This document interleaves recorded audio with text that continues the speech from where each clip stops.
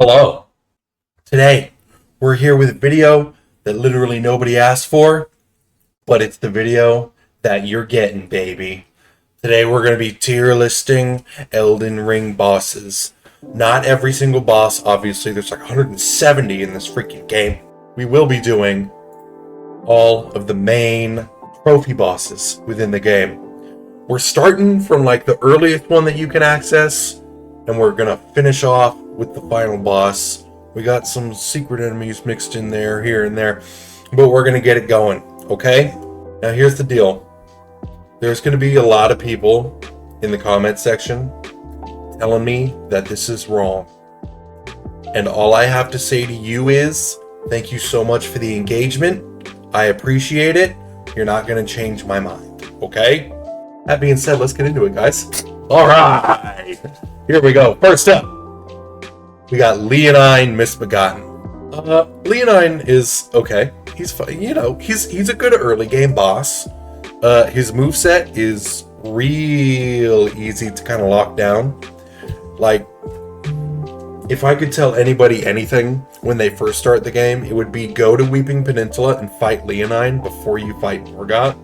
Just so you can kind of, get a feel for things, get a little bit of an ego boost, because he's pretty easy. He gives you a trophy, and he gives you a legendary weapon. Good middle of the road boss. I'm going to put him right at C.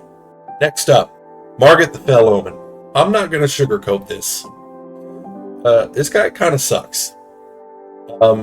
His moveset isn't too diverse in like the first phase, and it's kind of easy to kind of get things going. But once his moveset expands in the second phase, he's got some things that he can mix up and things he can throw in whenever he feels like it. And it really catches you off guard. And in addition, the arena is ass. The arena is awful. Being able to be knocked off the cliff at any point is just insane. Margit, also going in C. I don't think I like that. I don't think I like that at all. I don't think Margit belongs in C. I said I wasn't going to sugarcoat it. Here I am sugarcoating it. Margit's going to D. Just damn this man to hell. Moving on. Godric the Grafted. Godric, I think, is the perfect example of a really great early game boss fight. Really rewarding. Once you, like, when you get the moveset down, when you start picking up on his telegraphs and all that different stuff, the fight can go really, really well. And it's not to the degree where it feels like you've just smashed this boss and he's a nothing nobody.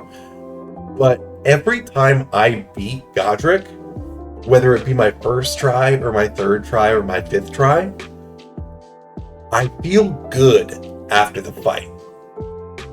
And I think that's something really nice about Godric compared to some of these other bosses in Elden Ring. I really like Godric all around, putting him in A.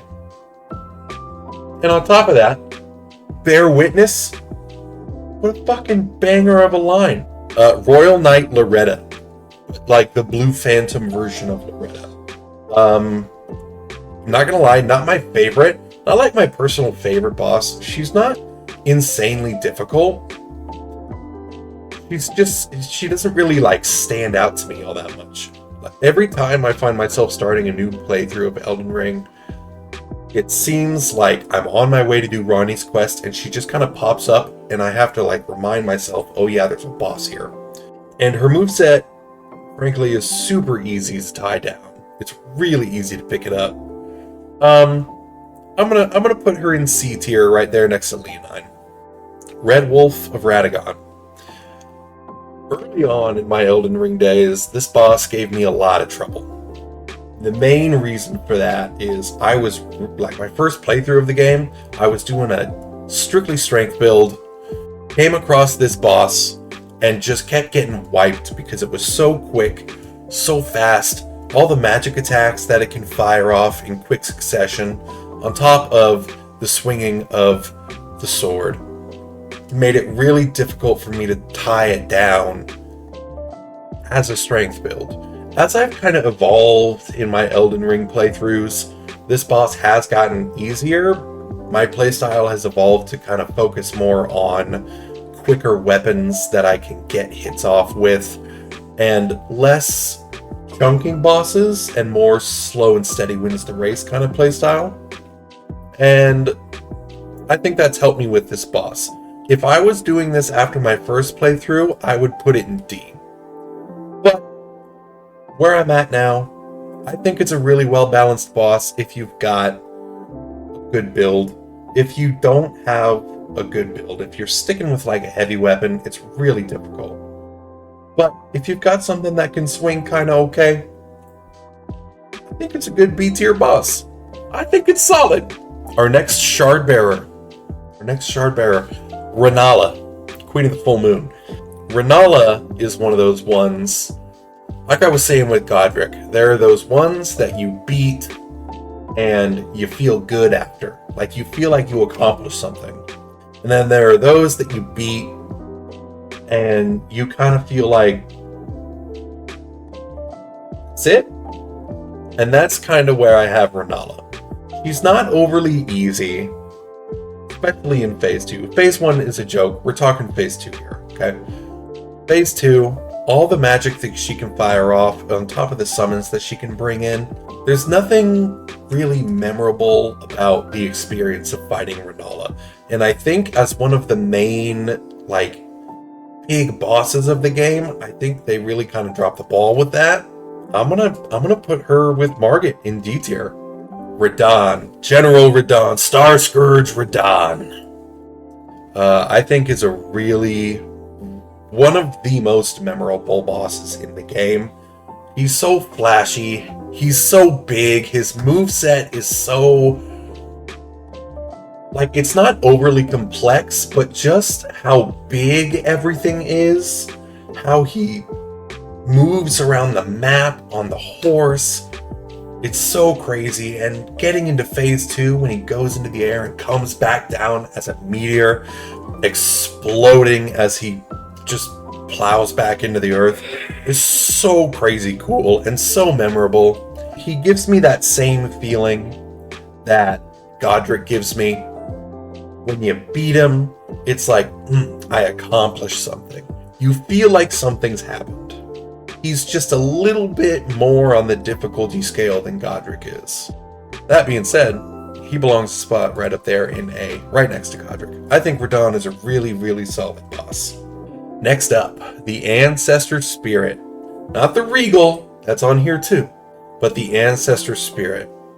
The Ancestor Spirit is a memorable boss fight, but not like in a good way. I think it's a well-designed boss. I like the themes and the lore behind it, but the fight itself is just really lackluster. It's not a difficult fight anyway, but if you decide to come in with fire damage, it just completely trivializes the whole thing. And it takes a forgettable boss and it makes it feel like, why was this a boss in the first place? So I'm going to put it in C. Mimic tier, not a lot to say here. It copies you. Before going into the boss fight, take all your clothes and weapons off, go into the fight. Once it starts transforming into you, you can put all your weapons and armor back on and you're just fighting a naked NPC. I'm not saying it can't be difficult, but just the fact that it can be made that trivial, and it's really not that difficult even if you leave all of your armor and stuff on. There's not really a lot here for me as far as Mimic tier goes. I'm going to stick him down in D. Regal Ancestor Spirit, the double up of the Ancestor Spirit, basically gets the same treatment from me on like how I feel about it, memorability wise. The only real difference is that the fight, the moveset's been changed up a little bit. There's other things that the Regal Ancestor Spirit does that the regular Ancestor Spirit doesn't. Healing, it's got some AoE attacks that it can do. Just different stuff that it does to make the fight a little bit more interesting. It's still not super crazy or anything, but it is better than the regular Ancestor Spirit, so I'm going to drop it up in B. I think that's fair. we got the Dragonkin Soldier. Specifically, because these are all trophy bosses, okay? Specifically, this is the Dragonkin Soldier of Noxtella. There are other Dragonkin Soldiers in the game that are more difficult, but this list is based specifically on trophy bosses. The Dragonkin Soldier of Noxtella is not difficult. And just the fact that you get to that point so late in the game, you're already so leveled up, and you get to this boss, and you're like, yeah, Dragonkin Soldier, let's go. It's a cool boss. It's flashy. It's got really cool moves with the frozen lightning. Really cool. But the difficulty just isn't there for me. So I'm going to drop this right next to the Ancestor Spirit in B. Boy, okay. Ancient Gargoyles. Right? Right? That's what they're called? Ancient Gargoyles? I think so. The Gargoyles. The duo gargoyle fight. Spoiler alert, duo fights in this game, they're really not fun. This, par for the course. It's not a fun fight. Valiant Gargoyles, that's what they're called. I remembered. It's tough to manage both of these guys at once. That being said, it is one of the easier duo fights in the game. It's annoying because they're both there and they're both trying to take you down, and that makes it more difficult than a solo gargoyle fight. Of the duo fights in the game, it's one of the easier ones. I'm going to drop it up here at C. Estelle, Natural Born of the Void. This boss has a sweet spot with me, where I really, really love the boss's design and the moveset and the difficulty. All three of those things really mesh with me in Estelle, and I just think he's awesome.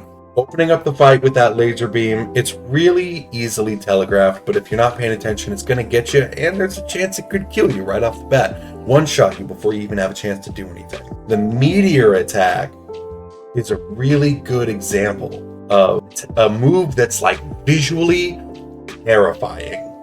But technically, it's kind of easy to deal with. Easiest way to deal with it, run straight toward the boss. Don't stop moving. Run straight toward him. You can get a couple free hits off. Awesome. Still a really cool move to see. Altogether, I think it's a great boss.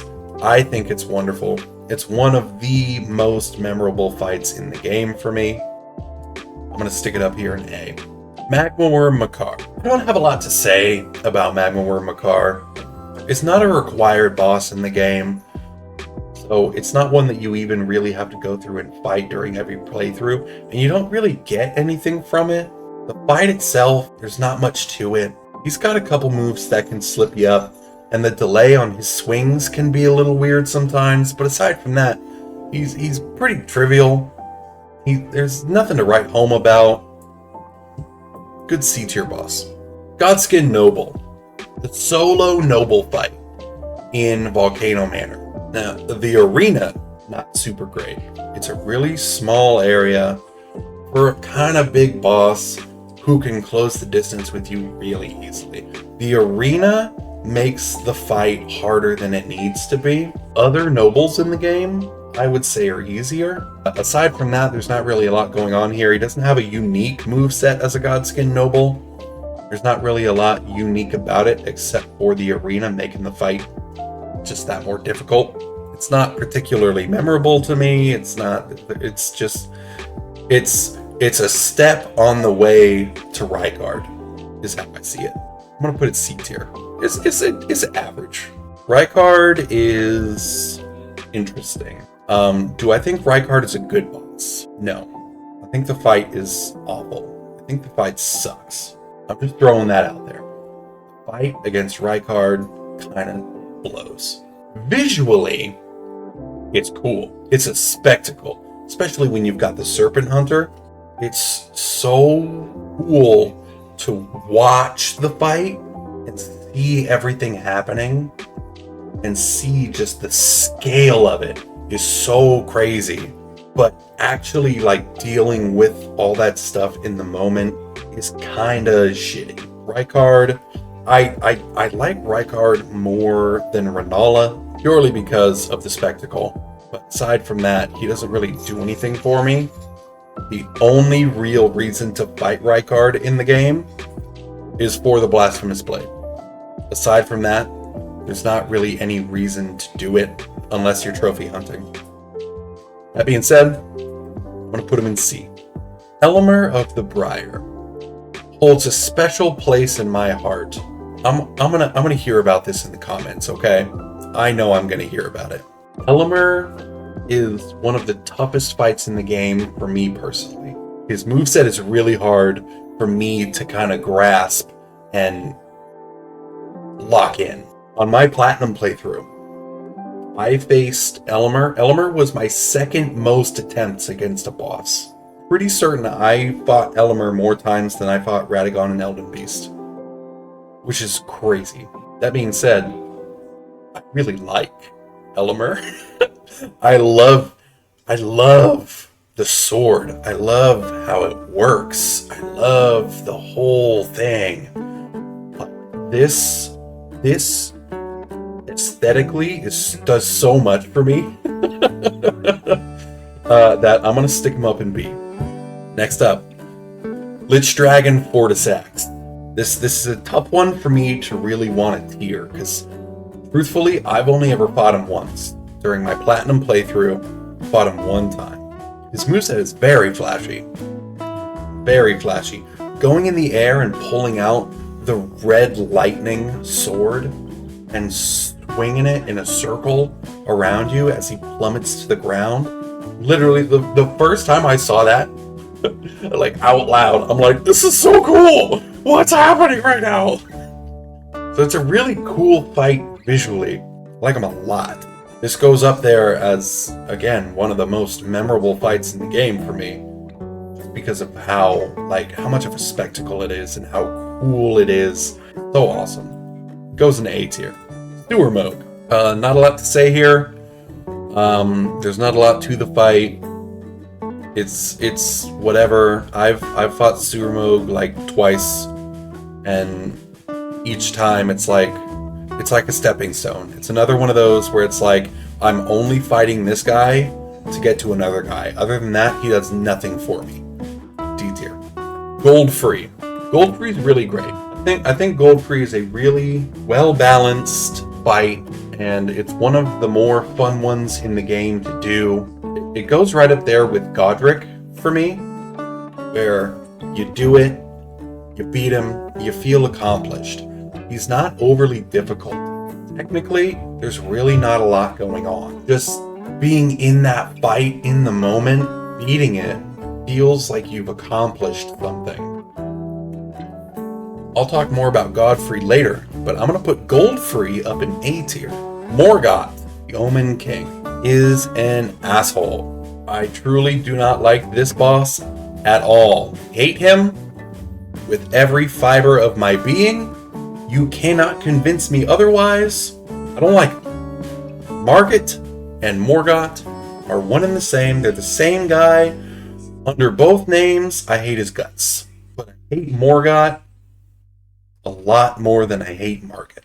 It's our first E tier entry. Next up, we make our way to the Mountaintop of the Giants. We've got Commander O'Neill. It's not really a lot going on here. This fight doesn't do a lot for me. It's pretty difficult, I'll say. Having those two Banished Knights in there at the beginning definitely makes the fight a little more tough earlier on. But once you get Commander O'Neill isolated, there's really not a lot going on. He's kind of meh for me. I'm gonna put him in C. Fire Giant. I don't know. I feel some type of way about Fire Giant. I know in my heart he's not like a really difficult fight.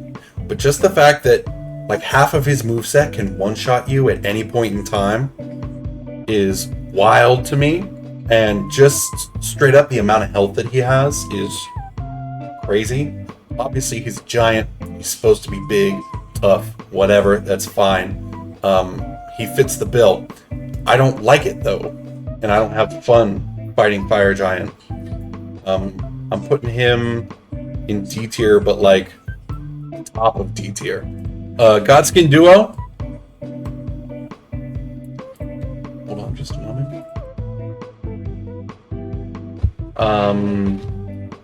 So what was that, my love?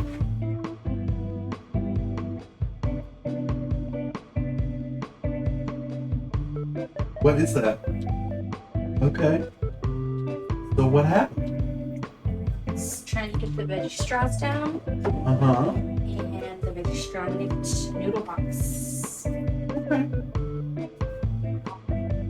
Sure. Change your face on before.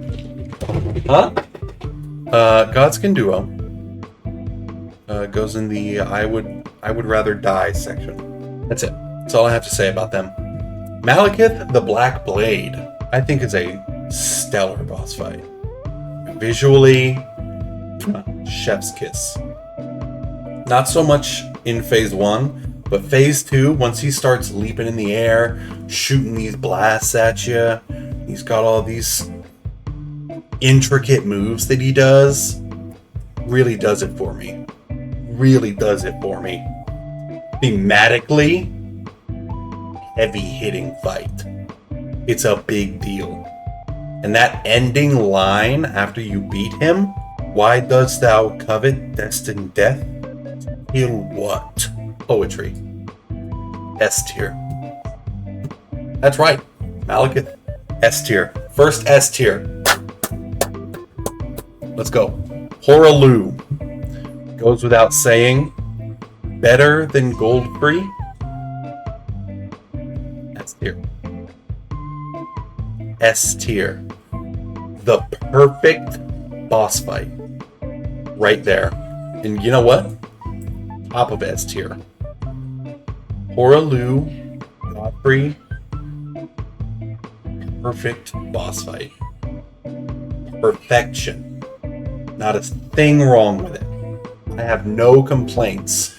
I have never died Horalu or Godfrey and thought to myself that was bullshit. Never once. Loretta. Real Loretta, though. Is going in C tier with Blue Loretta because she's not really super memorable. There's not really a lot going on there. She doesn't really do anything for me. Big Daddy Moog. Lord of Blood Moog. Really great fight.